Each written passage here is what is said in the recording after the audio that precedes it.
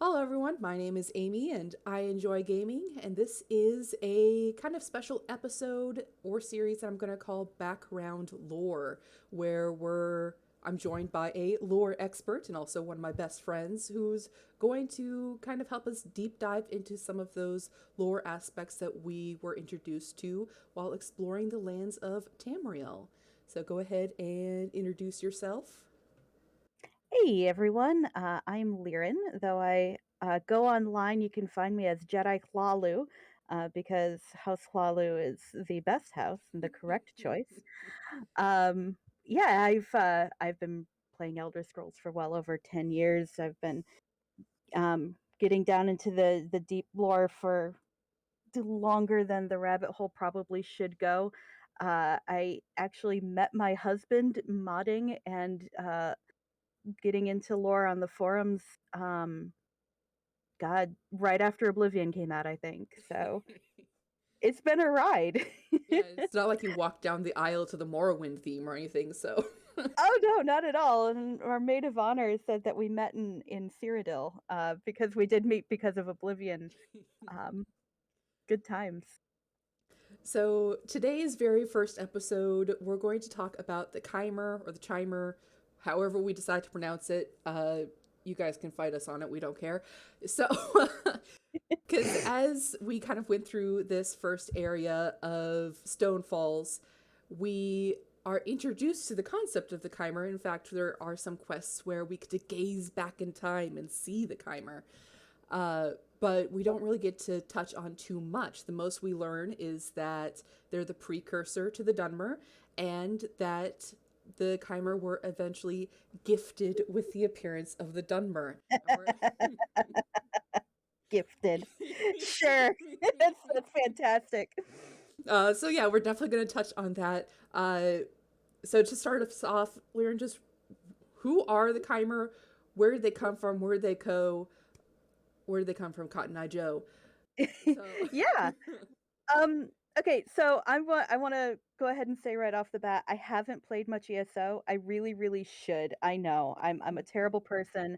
I MMOs don't tend to grip me as much, and I know you've been getting me to want to play it. I really should by now, but I haven't. Um, so I'll also say I've only ever seen it written instead of pronounced. I've always called it Chimer, but Chimer for some reason makes a lot of sense now that I'm hearing you say it. So I'll just go with that. If it's really supposed to be Chimer or something, well, I don't know. Either or. It's Chim. I don't gotta explain it. So, yeah, the Chimer, were they're kind of an off branch of the original Eldmer people. So and by the way, Eldmer is what I'm probably going to be using this time, not to be confused with Eltmer. I was just going to Uh, ask. yeah, which my Midwestern accent would say Eldmer, and I'm sure you can't really tell too much of a difference because I change all my T's to D's. But the Aldmeri, you'll recognize it as Aldmeri Dominion. Mhm. The Altmer were the old elves, the old race of elves, which became the High Elves. The Altmer or the High Elves are, um, they believe themselves to be direct descendants of the Eldmer. So the elves with the more golden skin tone, the really tall kind of magic users. That's who we're talking about here. And the Chimer were an off branch of them, not so much physically as they were, spiritually and philosophically. All talks about the Chimer are going to start with the person known as Veloth, later known as Saint Veloth or Veloth the Prophet or Veloth the Pilgrim. Yeah, Uh, the people who watch my videos, or maybe one day will watch my videos, uh, will be introduced to him in the next area. In fact, something that they mention in this area is the fact that the area of Morrowind actually used to be called Veloth. yeah, so Veloth had this whole thing where, yeah, he lived among the Aldmer, or fellow Aldmer in the Somerset Isle, and he was a bit of a religious upstart. He was a Daedric worshipper, and he had this whole thing where instead of worshiping the Aedra, they needed to worship. a number of Daedric princes instead. Which, I mean, that's kind of a common thread across a lot of different Elder Scrolls history and lore. Is you get these kind of upstarts going, we need to worship the Daedra, and that's like how a bunch of stuff goes down. And And you no know, problems arose ever. none, never, no problems ever arise by worshiping Daedra. Actually, there's a character in Oblivion that it reminds me of. I forgot her name, but I know she's in Cheydinhal. She's a dark elf in Cheydinhal, and she's like, I don't worship the Aedra. You never get results. You should worship the Daedra. And she's like, you get bad results, but at least they're results. I mean, It's like, it's true. So I kind of like thinking of Veloth as this, bitter dude that's like, there's no proof the Aedra exist, but the Daedra at least give us results. And he ended up tagging Boethia, Azura, and Mephala as the quote unquote good Daedra. Um, even though, like, I don't know, I guess Azura is kind of good.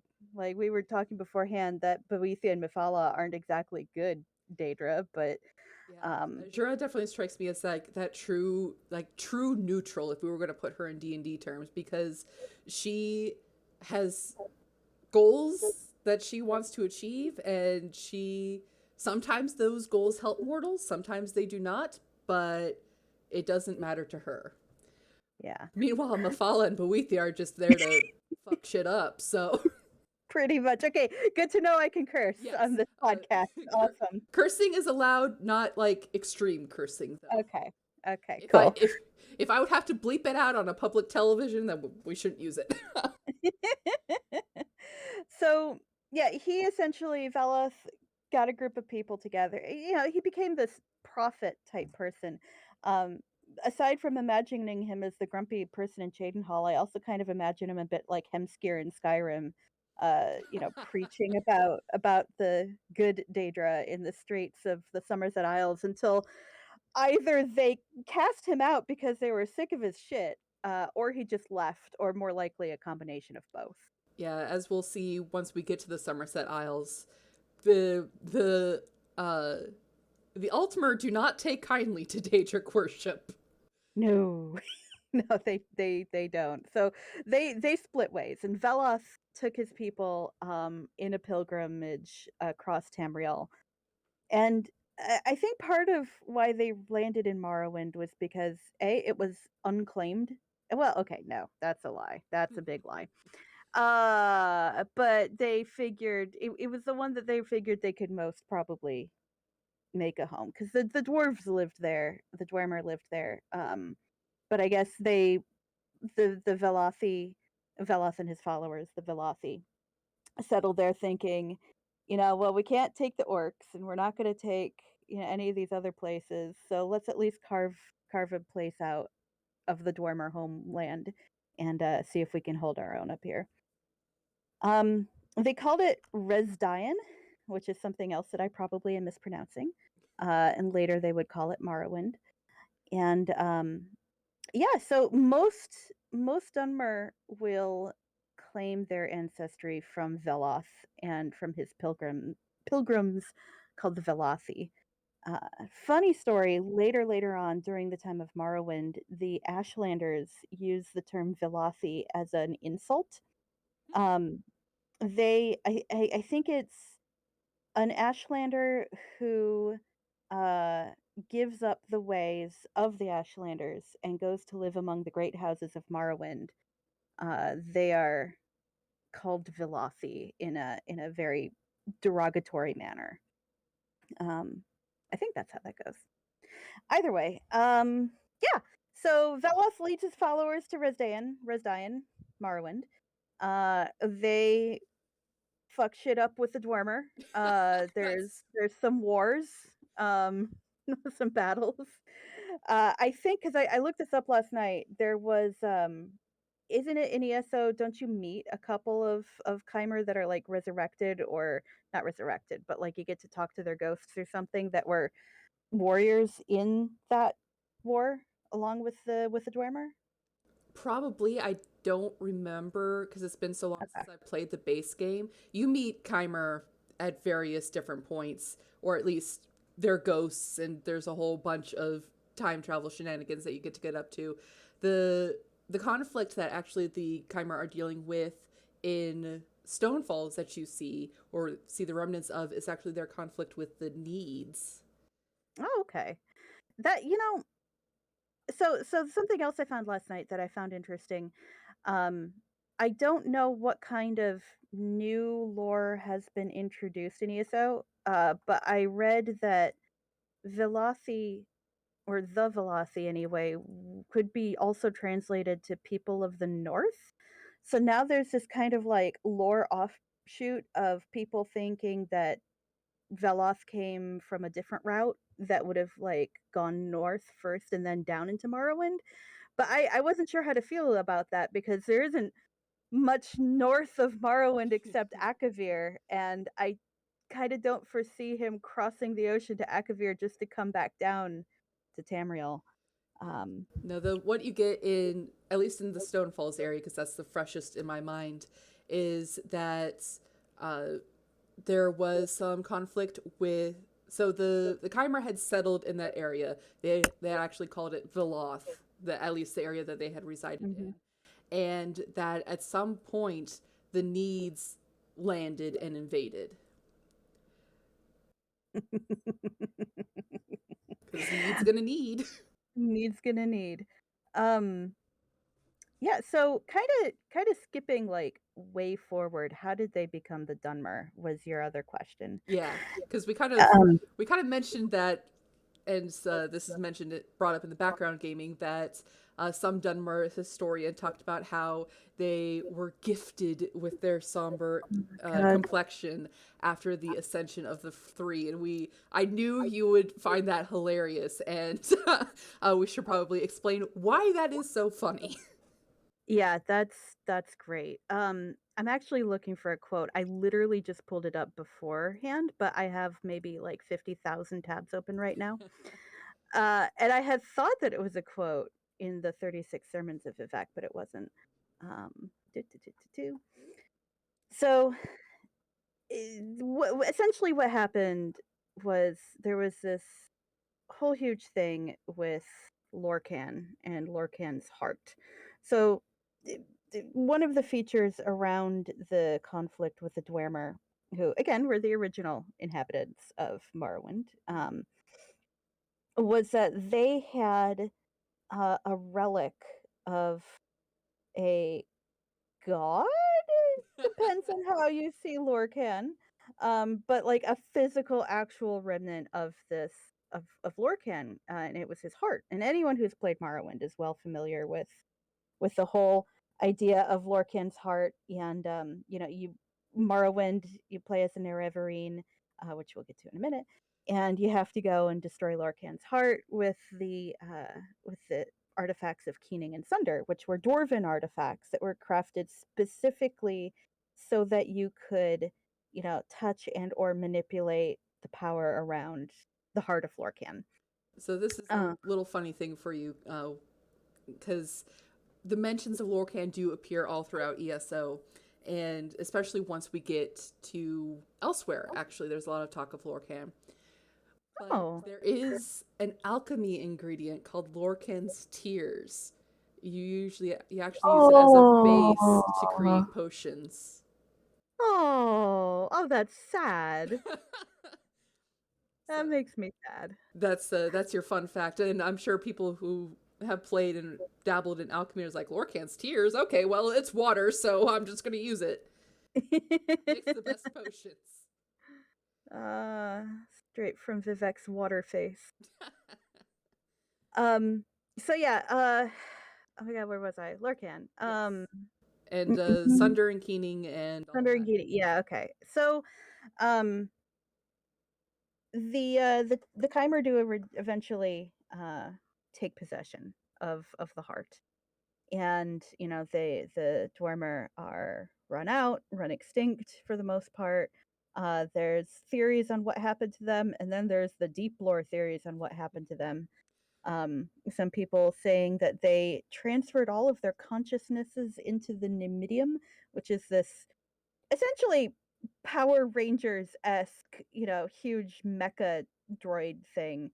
Um, that if you've followed, I know that Michael Kirkbride, who wrote our original or a lot of the original lore, created this coda, he called it, where the Numidium fell into Dwemer hands, and then the Dwemer used it as a spaceship to get off of Nirn and to settle among the moons, which was fun. Either way, Heart of Lorkhan. The people who took the Heart of Lorkhan, or realized rather its power, would become what we call the Tribunal. So you have Vivek, Almalexia, Sothasil, and then Nerevar, um, who is not part of the Tribunal, but is a very important, member that everybody here probably knows about at this point because there's a number of Nerevarines in the games. And but Vivek, Almalexia, and Sothasil were warriors, mages, um, very, very prominent, the leaders of Chimer society at that point. And they used the Heart of Lorkhan to become gods, essentially. Not quite on the level of Aedra or even Daedra, but they were the closest thing that you could be as a still mortal entity, uh, so long as they had the heart under, they used the power of the heart to become gods. And as you can imagine, the Daedra who saw this didn't really appreciate that, you know, uh, Azura especially. So here's imagine for a second. Here's a bunch of it's always the upstarts, right? A bunch of upstart Chimer going, "Hey, yo, Daedra, we're gods now. We don't really need you." Vivek himself became king of Morrowind and declared himself the evolution of, oh my goodness, wait, we looked this up. It was Mephala. That was it. Um, he called himself the aspect or the evolution of Mephala, uh, on, I was going to say on Earth, but on Nirn. And then they turned around, and there was only one. Yeah, the three of them, Vivek, Amalexia, and Sothasil, were totally down with this. They were like, "Shit, yeah, let's be gods. Let's rule forever. Let's do all the things." And Insert the song from Road to El Dorado here. It's fun to be a god. that's pretty much it. But Nerevar, the fourth person in this thing, was like, hold on, this isn't such a good idea, guys." And then they killed him, just straight up. Like, I'm gonna raise a question here that this might not be such a good idea, and the other three are like, "Well, sorry, we're gods now," and straight up just murdered him, As which, you do. as you do, Yeah. becomes the whole plot to Elder Scrolls 3 Morrowind. Yeah, the next Um, time you have a disagreement with your friends, just murder one of them. just murder him, right? Yeah, no, I mean, so long as you become an immortal being first. Like, I Yeah. think that's the no murder until you're an immortal godlike being. Um, so yeah, the idea behind that, of course, being that Nerevar is going to reincarnate and come back and fix what happened.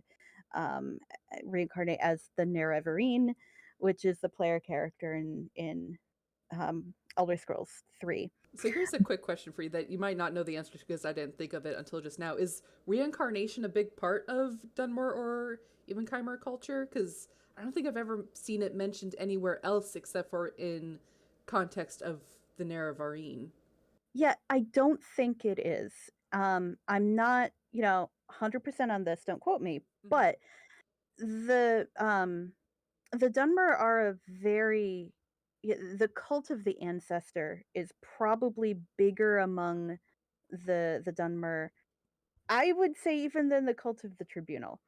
They are, culturally speaking, they are very, very bound to their ancestors.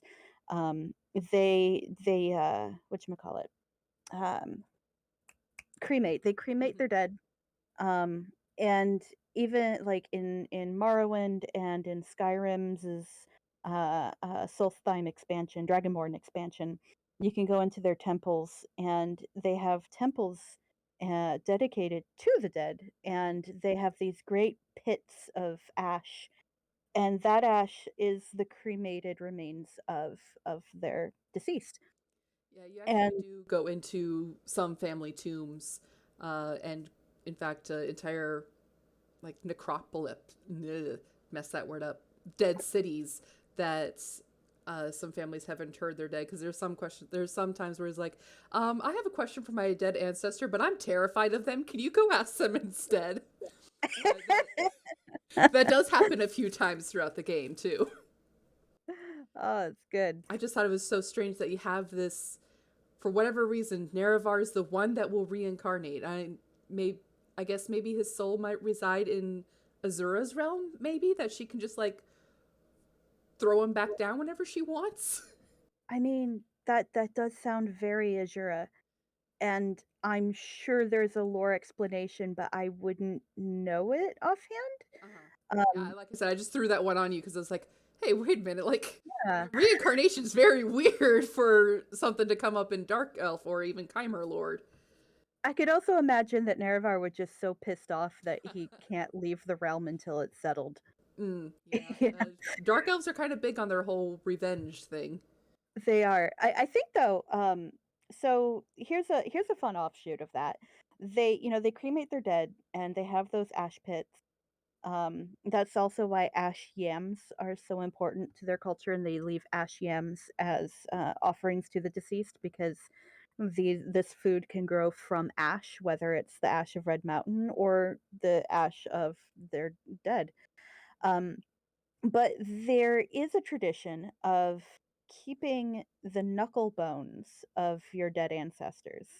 You can cremate the rest of the body, but the knuckle bones are buried in a perimeter around your family's homestead, Hmm. and that's the origin of the ghost gates. They're called ghost gates because it's the poles are the knuckle bones of your ancestors, and their ghosts are thought to guard your ancestral homes. So, and to me, that also makes a connection between the Dunmer are a very they're an insular culture, and they don't like to roam very much. Uh-huh.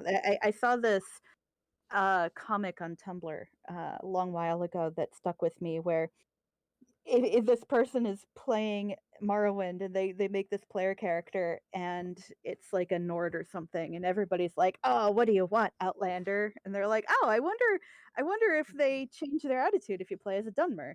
So they'd start a Dunmer, and they're still asking, "What do you want, Outlander?" And they're like, "Oh, okay."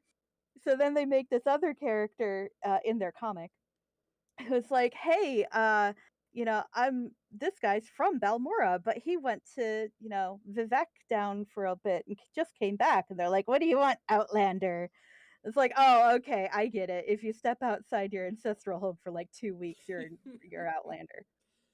But it's funny, but it's also, if you are from a culture where the ghosts of your ancestors literally guard your homestead, Hmm. of course you're not going to want to wander or go out into the world.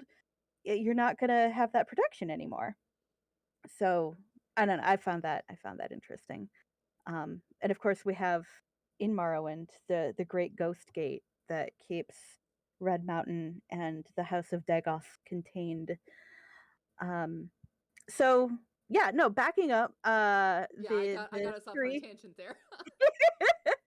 the three newly minted gods murdered their bestie friend Nerevar, And husband and for one of them, right?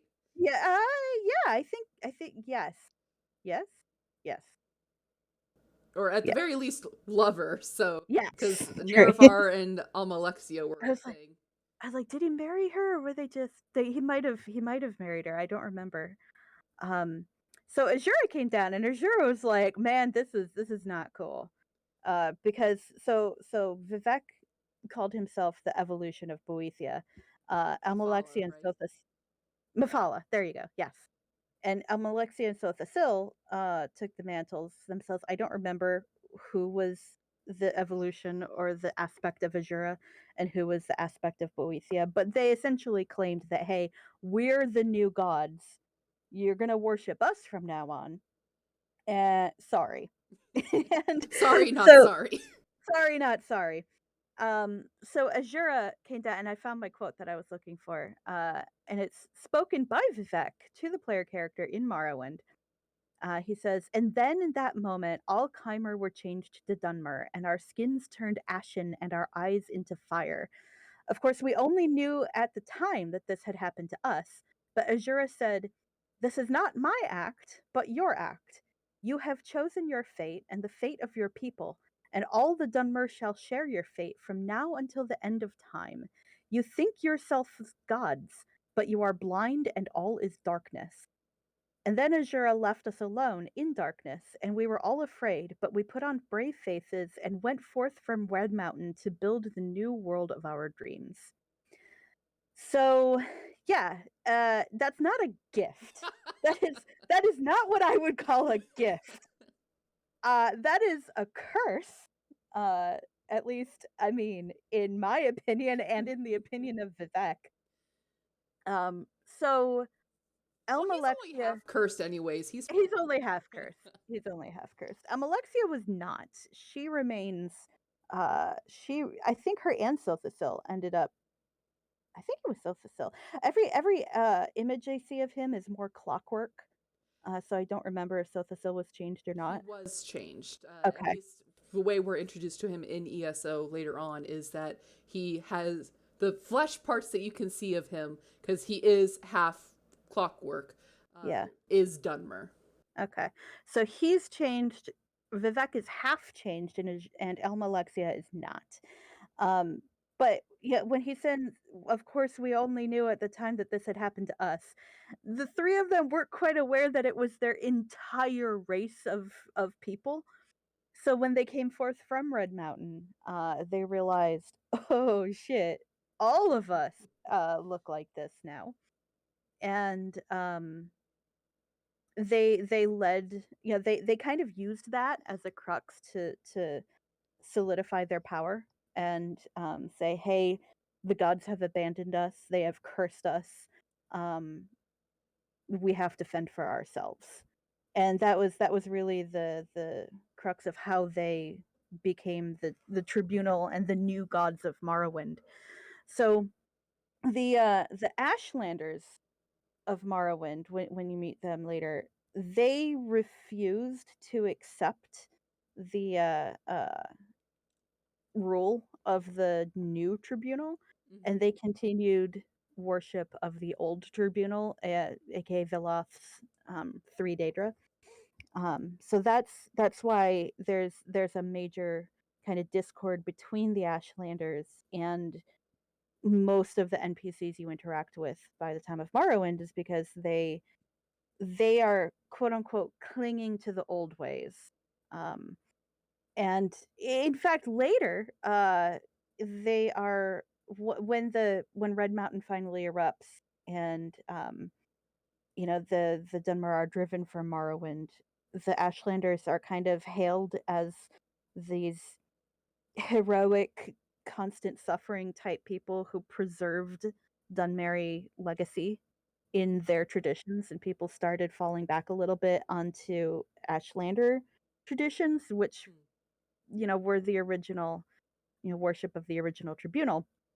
Um, but yeah, but they even though they were, they kept worshiping the old gods, they were also cursed with the appearance change and the living blind all in darkness, as Azura says. That sucks for them. It's like, hey, we were loyal. What'd we do? Yeah, pretty much, right? Uh, no, I appreciate the Ashlanders a lot, kind of in the same way I think that I appreciate the Tusken Raiders in Star Wars. I've been kind of getting deep dive into their lore lately, uh, I and have there's a noticed. lot of yeah, yeah. Okay, so you want to hear my crazy uh Elder Scrolls Star Wars kind of Yes, I don't know if go ahead and go into your conspiracy theory. okay, here's my theory. Here's my theory, Conspiracy. right? So we've talked about Dunmer ancestral worship and the family as their core of their everything. Um and then so Vivek goes and writes his 36 sermons of Vivek.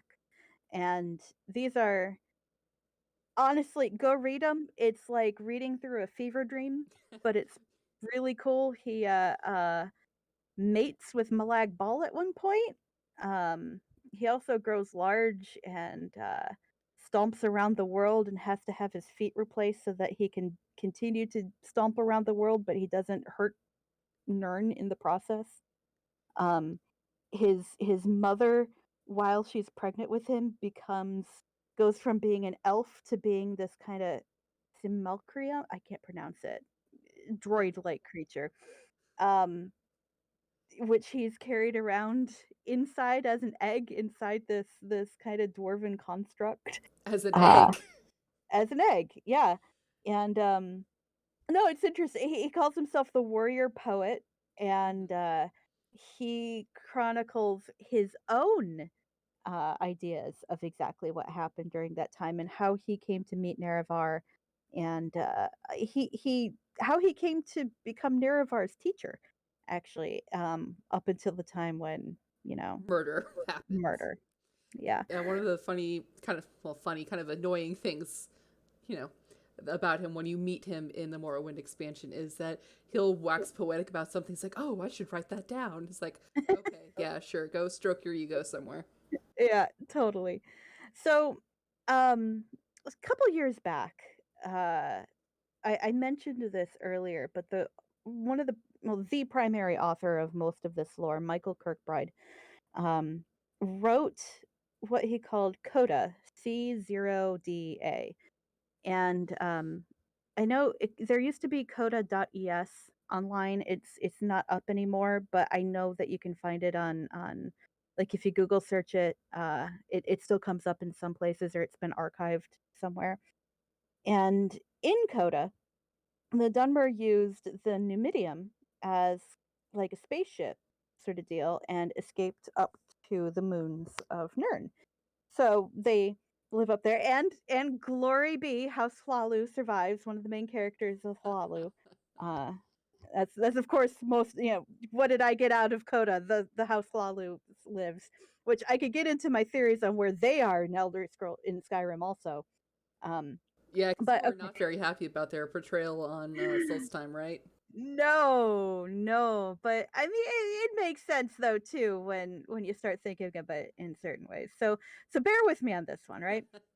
If Coda is to be taken as fact, and the Dunmer did escape to the stars via the Numidium, and if Dunmer and Chiss in Star Wars traditions on the surface share many of the same ancestral type values, including the whole great houses and, gardens of our dead thing, and if Grand Admiral Thrawn has been in multiple instances and quotes in the books very poetic about the ideals of a warrior, then I'm guessing we just need to write the next 36 servants of Mithra Narodo because it's the same people. That's in my head. That's the Chiss in Star Wars are just the Dunmer a couple thousand years later. Because you have that quote about the Chimer turning into Dunmer, but legend also has it that the Chiss were not all once not they were once not Chiss, they were near human, and in an exodus many thousands of years ago, found them reaching their home planet of Scylla, where the compounds, or I'm sorry, Chila, also something I can't pronounce, where like the compounds in the planet and the food in their water changed their pigment and their eyes to be blue and glow red, and that's my head canon. That's my fever dreamy head canon. Well, to get into the really deep kind of drug induced lore, anything is possible because of the Dreamer. Yeah, yeah. So, I mean, that's one of my favorite things about the Elder Scrolls, though. Too is literally every single playthrough is canon, but nothing is canon. Um, the theory goes that so Elder Scrolls are literal scrolls, but they're also views into realities, and um, they contain fixed points in time that have to happen, and that have to be completed, sometimes in certain ways. But you get into that early Elders Morrowind intro of like it can be completed by a person born in a certain time to uncertain parents or Mhm. parentage. I probably messed that up, but that's the idea of it. And every time you play any Elder Scrolls game, you are reading a different scroll that tells the story of the event that you play through.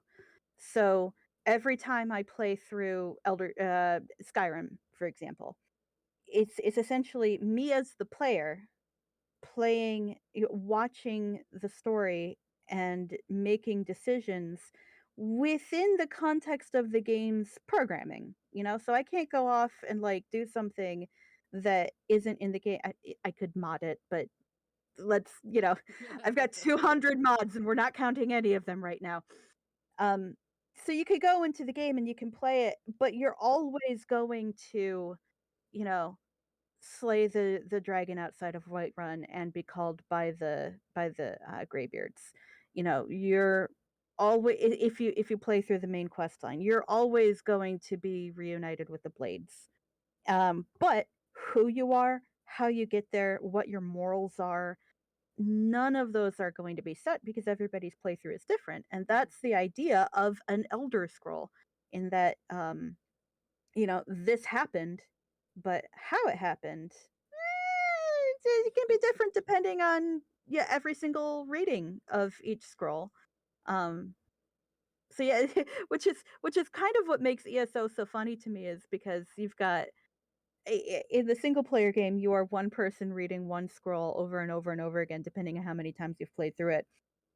In ESO, you have many thousands of people reading the same scroll at once, and putting their own efforts and their own choices into it. So I'm sure there's something to be said about that philosophically. Well, and Uh, it's funny because the not Dumbledore, essentially, he's voiced by Michael Gambon, so I can only ever see him as Dumbledore.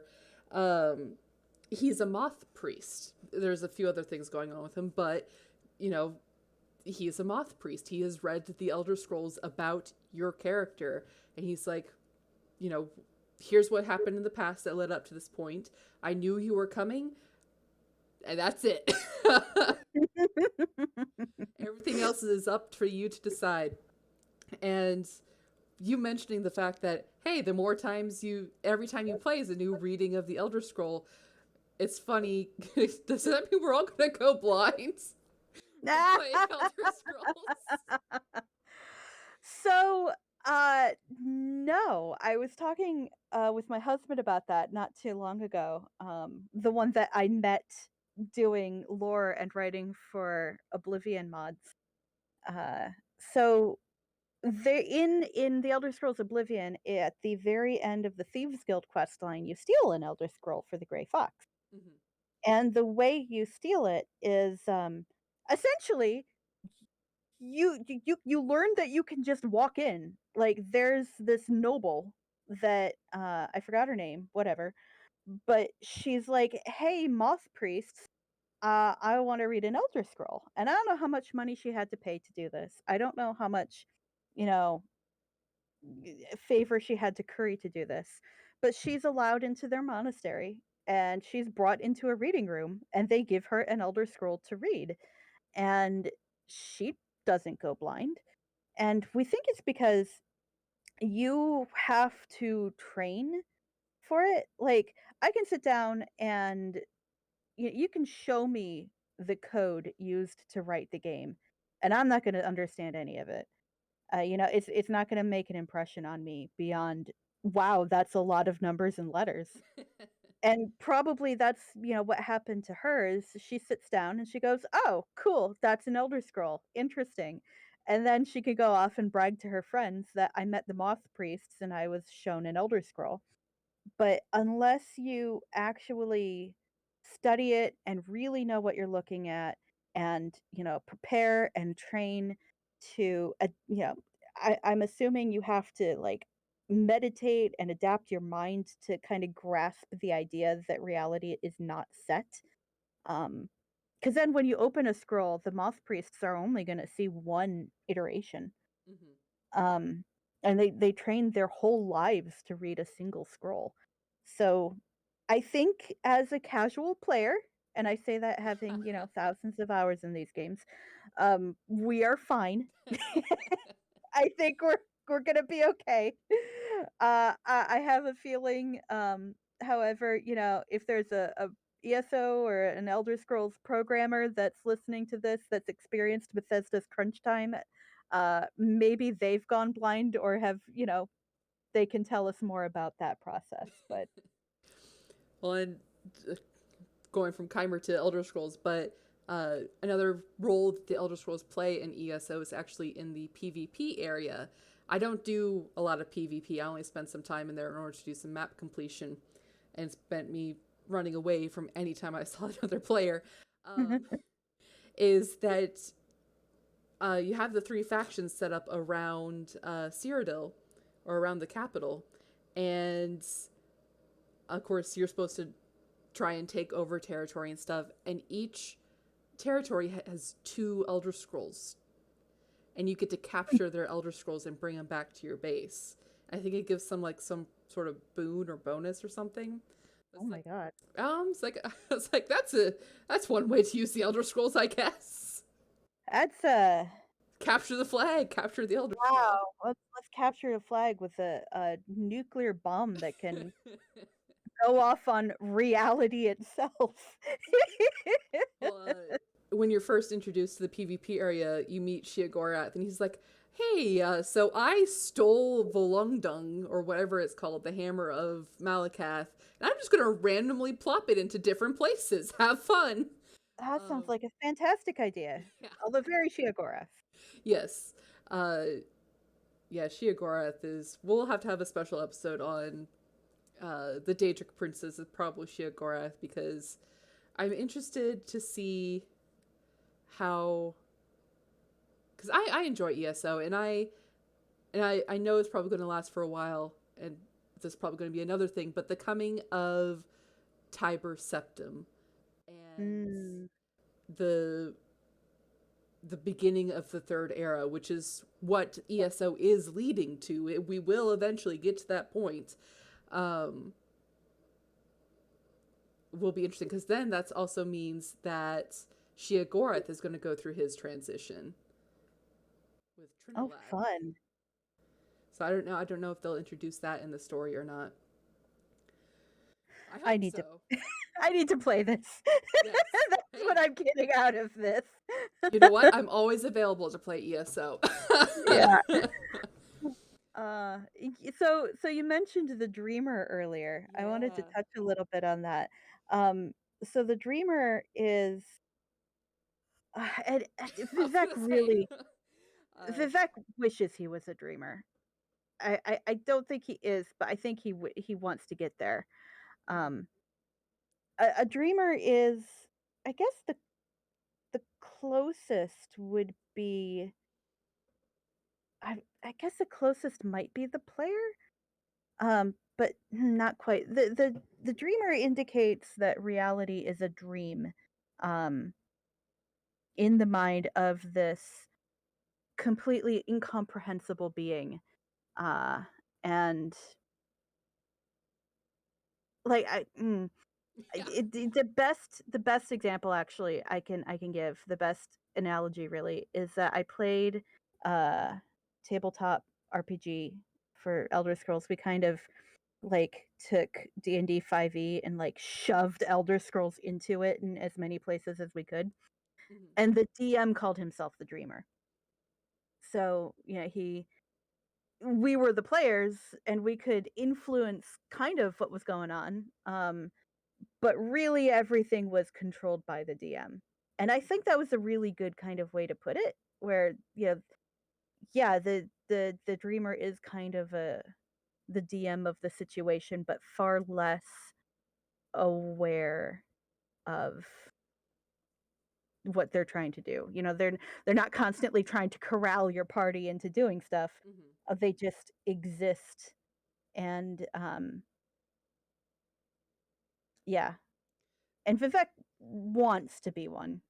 I think that's his ultimate goal, was to become a dreamer of his own realm, and it just never happened.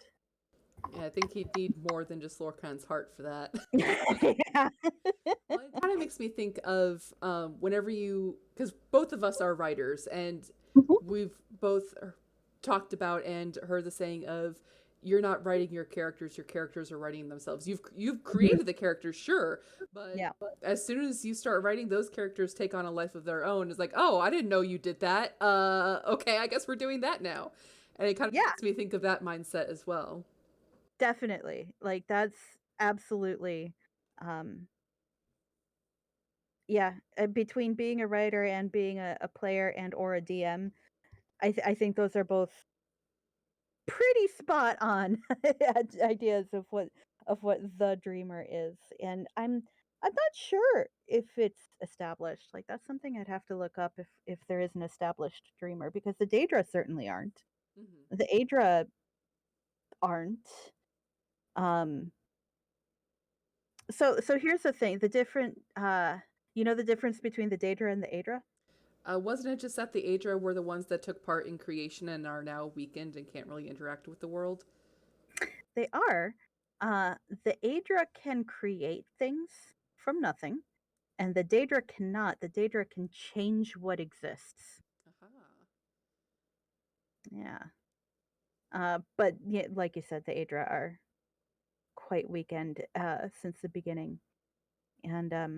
And then the void outside of creation, the embodiment of that void is what they call Sithis.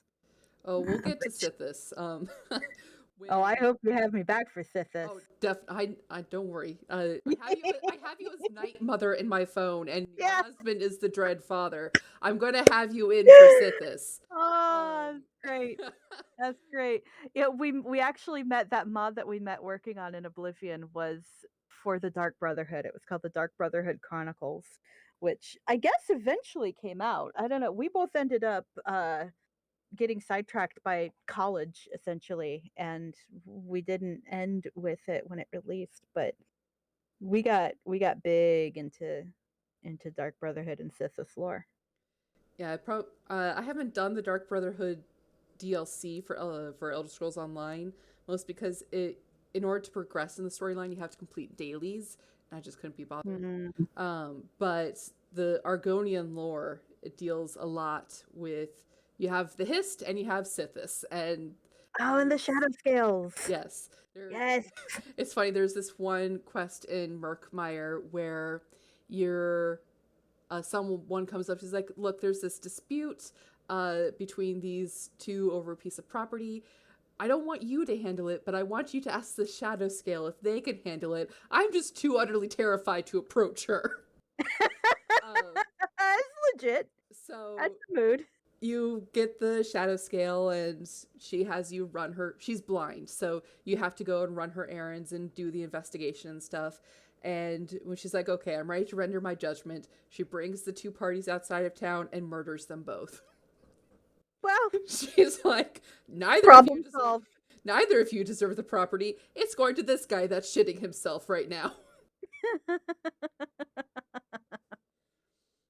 And you do meet a few Sithis priests. I forget what their actual title is called, but yeah, you have this kind of contrast of, here's these people very serious about the Hist, and you know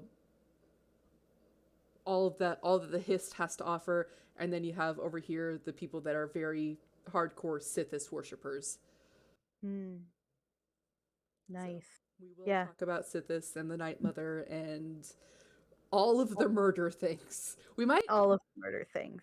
since our next episode is going to be on the Morag Tong, I imagine that'll open some room to talk about the Dark Brotherhood, because I know there is some competition between the two factions. A little. I mean, that's some way of putting it. Um, And as a Hlalu devotee, I will be very excited to talk about that. By the way, I found what I was looking for earlier, getting back to Veloth and Velothi. Oh yeah. Um, says the term Velothi can be used, this is on the UESB, by the way, it can be used to refer to any followers of Veloth. However, by the Third Era, it was also often used to refer to former Ashlanders who had abandoned their nomadic lives in favor of the great houses of Morrowind. This is part of the dialogue for an NPC named Artesia Aralas, a dark elf pilgrim located outside of the Abbey of St. Delian the Wise in the St. Delian canton of Vivec. So, yeah, I find that a little Yeah. interesting, and maybe I have it a little backwards because um, the Ashlanders were the one that preserved the Velothi way of life, uh, I was just and gonna yet say. when she calls them Veloth or Velothi when they abandon the Ashland way of life. So, I wonder if maybe it has something to do with the house system, because I know that Ashlanders are not about the house system at all. Like they scoff at the mm. big houses and stuff, and I wonder if Veloth is somehow tied to the formation of the houses. Well, okay, so they do scoff at the great houses, but they also are very insular within their clans. Yeah. Uh, like I don't know, and their clans are very tight knit, very familially knit, if that's a word, Mm-hmm. and often, have a lot of animosity towards each other. Sounds familiar, right? Sounds Yeah. like the great houses. So I think that's just like my interpretation is that the great houses are kind of the new way of forming clans. Yeah, that's how they lived. That's how they've always lived, and that's not part of their culture that they're going to be giving up. Um, Yeah. So it's and well, is it only that one person that uses Velothi as an insult? uh, according to, let's see, that is the reference, the citation that I found. I'm not sure. If it's just the one person, maybe she's a secret Daedra worshiper. Oh, maybe. I have to do some more research. I remember that sticking in my mind, but I didn't remember where from. And apparently, it was the dialogue of one NPC. So who knows? Who knows? We'll have to get some research in on that one. All right, so we're almost at our time mark. Oh my Uh, god, already? I know, right? So Talk about any this all day. oh, I'll give you plenty of opportunities to talk about it. That's the plan, at least. Cool. So any last wrap up comments, concerns, or anything you want to say about the Chimer or the Dunmer, at least as far as what we've touched on? Um, Because I know you can go on about a lot of things about the Dunmer that we haven't touched on, I but could. They are my favorite people. I mean, they I just appreciate the continuity of their culture from I originally trained as an archaeologist, anthropologist, so maybe and that's part of historian. what. Yeah. And we knew each other in college. We took a lot of the same classes, so Mm-hmm. you're right there with me. But that might probably be what got me the most. The Dunmer are my favorite people in the Elder Scrolls games, and in some, they're one of my favorite races in fantasy in general. And I say that completely divorced from the more common mythos behind dark elves in other genres and stories. Mm-hmm. And I think a lot of it is because culturally speaking they are very developed. Um but I love that uh there's this continuity through them from the original Veloth priest of, let's go worship the Daedra all the way up into Skyrim. They are the same people. They, speaking from deep within their bones. Um, and I think that if nothing has changed them, nothing will change them. Which is Short of being why short of being cursed by Daedra. why even being cursed by Daedra, they were changed physically, sure, but they're still the same people.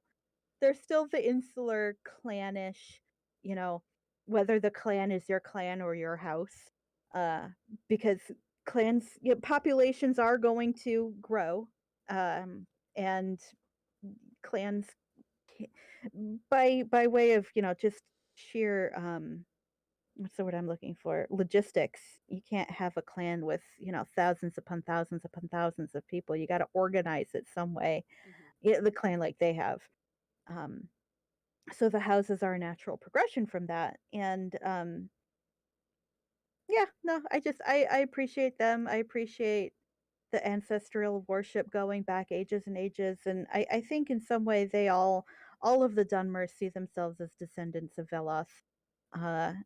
They could probably all claim Veloth as part of their own ancestors, whether or not they have knuckle bones outside of his own knuckle bones outside of his. Actually, I wonder if they claim that.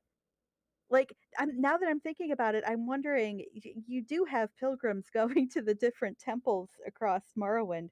I'm wondering how much of a relic trade there is. Oh, I Like, don't know. how in the Middle Ages there were so Mhm. many relics that popped up of different saints that it's like you had so many splinters of the I cross know. that you could build entire cathedrals out of it. I bet the Dunmer have a trade or at least a relic uh culture around these relics. Like, come see the knuckle bone of Veloth, featured in these 50 different temples. I do Um, know that the next area of ESO does deal with a relic of Saint Veloth. In fact, you have to recover it for important quest reasons. It's been a moment since I've played this area, um, but I do know that you do, in fact, have to recover a relic of Saint Veloth. oh, that's fantastic. An actual legitimate relic. It does have actual powers. That's fantastic. It's not like the Oh, I relic love that it. the Duke of Normandy, William the Conqueror, might have used to convince Henry to give up the throne of England, or all that jazz, Hmm. or the, as you said, thousands of pieces of the true cross that you can make an entire church out of. Yeah, that's great. No, I love the Dunmer. Dunmer are best, and hashtag fight me. I can leave it at that. Well, do you want to leave any social media handles in case they want to fight you on lore? Yeah, absolutely. I am pretty much anywhere as Jedi Hlalu. Tumblr is kind of my niche right now. I don't really do the Twitter thing very often, so yeah, Tumblr. Let's do that. Jedi Hlalu. Uh, and I was gonna spell it out, but you know what? We're gonna take a kind of Telvanni mindset here, where the Telvanni are like, I'm gonna build a big house, and if you don't know how to teleport, or if you don't know how to not teleport, what's the word? Floaty power. We'll have to try and bring your husband in when you talk about the houses. That way you can hash out all love versus Telvanni. Yeah. And then the No, veteran can just be, in a corner somewhere because there no you one go, as cares. they deserve. No. Now, if you don't have the floaty power, if you don't know how to fly, you can't get up into their houses. So, if you don't know how to spell Hlalu, my condolences. All right, so we'll wrap it up here, and these videos are going to be posted kind of semi infrequently, just because basically anytime I wrap up an area, we'll try and sit down with our resident lore expert here and maybe stay on topic. We got a lot talked about, so I'm proud, and definitely touched on a lot of topics that we will try and uh, what's the word, expand on in the future. So until next time, whatever that may be, I hope you all you guys enjoyed the video, and this is us signing off. The end of the words is Almsivi. There we go.